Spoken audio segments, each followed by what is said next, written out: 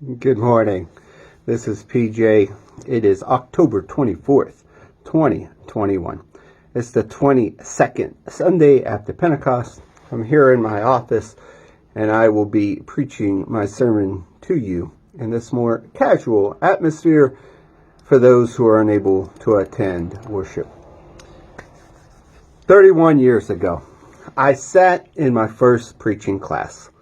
Back in the day, I would have looked at this story and would have leaned into Matt Skinner's approach on Bartimaeus, have an act of faith, and preached a 4-point sermon, even though we were instructed to try to keep it to 3. The 4 points would have been the following. Bartimaeus grasped who Jesus was. Bartimaeus persisted despite the hindrance.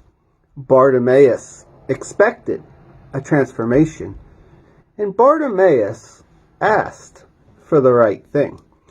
I would have then spent about 5 minutes within each point and then wrapped it up with a good conclusion to help you remember those 4 points. Now, I'd like to look at the story from multiple angles, wrestle with the text, and then share where I wrestled with it. It is my hope by doing that it can help you wrestle with the text. So let's do something different this morning. I'm going to take a poll and see what you think. Now please don't be bashful. I will ask the question, give you 2 options, and then I will repeat the options, asking you to raise your hand on the option that fits you. Now, don't worry. There really is no right or wrong answer. When you hear the story of Bartimaeus, did you hear a miracle story or did you hear a call story? Are you ready to vote? Here we go. If you hear the story of Bartimaeus as a miracle story, raise your hand. If you hear the story of Bartimaeus as a call story, raise your hand. So I'm preaching this to you from my office in between the first service and the second service. The first service was probably 60% one way and 40% the other way. And the funny thing is that it was almost section by section. But this is what I pondered as I began to write the sermon for the day. I think that the sermon can be seen as both. But depending on which way you view the story determines how you may interpret the text. And in my case, how you might preach the text in the hopes that the hearers will help them in their relationship with God, strengthen their walk while giving them encouragement until we meet again. I do not want to sound like a broken record, but I want to share again that Mark is all about sandwiches, a story within a story. Well, today's story does not have that, but it's the end of a big sandwich. Mark 8:22 through Mark 10:52 is one long section of Mark. It starts with the healing of a blind man, and it ends with the story of a blind man, Bartimaeus. The healing of Bartimaeus occurs in Jericho, which is 17 miles north of Jerusalem. They are almost there. It has been a 6-month journey. During the sandwich period of the healings of blindness, the disciples' eyes have not been open to who Jesus' true identity is. They also do not understand or comprehend Jesus' purpose. Bartimaeus understands. If we would read the whole section together, we would grasp the beauty of Mark's writing. We would see the whole picture of faith, discipleship, bearing witness, and the dangers of abandoning religious beliefs. With all that being said, let us use the last half of the sermon to dive deeper into the story that we heard. I read and reread this text at least 10 times in preparation of the sermon, and I could not get away from the crowd trying to silence Bartimaeus. He is not the first one of the followers who have tried to be silenced.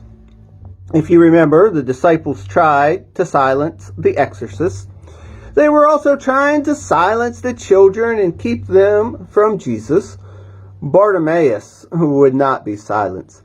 He cried out even louder, and Jesus calls for him. Bartimaeus throws away his cloak and comes to Jesus. On the surface, this may not seem like a big deal. However, it is a huge deal.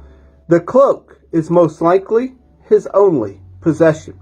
It is the possession that he uses to collect the money that he begs for at the gate.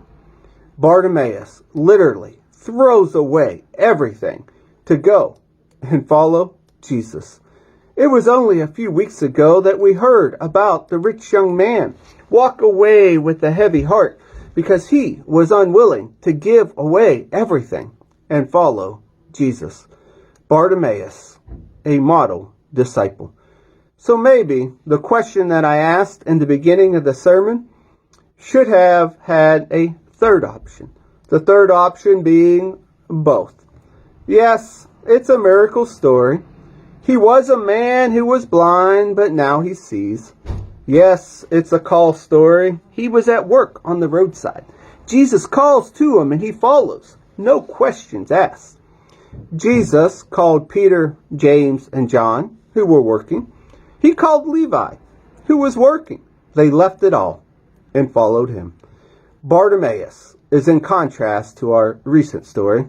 We had disciples fighting for the top spot in that story. In this story, Bartimaeus teaches us that seeing and understanding has much more value than the places of power and privilege. There are so many angles to the silencing. Have individuals tried to silence you on your dreams and passion? Have we tried to silence individuals who simply want to come to Jesus? You know, because there are important things going on that may derail the process. Bartimaeus, the model disciple, he gave up everything to follow Jesus. I think many times we are scared of the model disciple. That's just a little bit too radical, right? We love the life that we are living. I mean, we might not be totally happy with our lives, and we could maybe use a Jesus add-on, but a complete discipleship may affect the status quo, right? I mean, there are probably many people who would say, PJ, challenge us, but don't challenge us too far. Come on now. You can tell that we're fans of Jesus. We're here in the church. We will sing the songs and follow along in the scriptures and the liturgy. But don't tell us that those checklist items are not really following Jesus is about. Shh, PJ. So today, I will not push too much. Today, I will simply ask you to follow Bartimaeus in these examples. Don't let individuals silence you when you want to follow Jesus at all costs. Don't be afraid to call out to Jesus. Don't be scared to ask Jesus for what you need. And don't be shy when you hear the words of Jesus when he says, follow me. We looked at another Markian sandwich.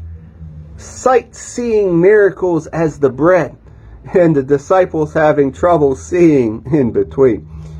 May we, as God, to open our eyes to the blindness in our lives and truly hear and follow the call that Jesus has on our lives. Amen.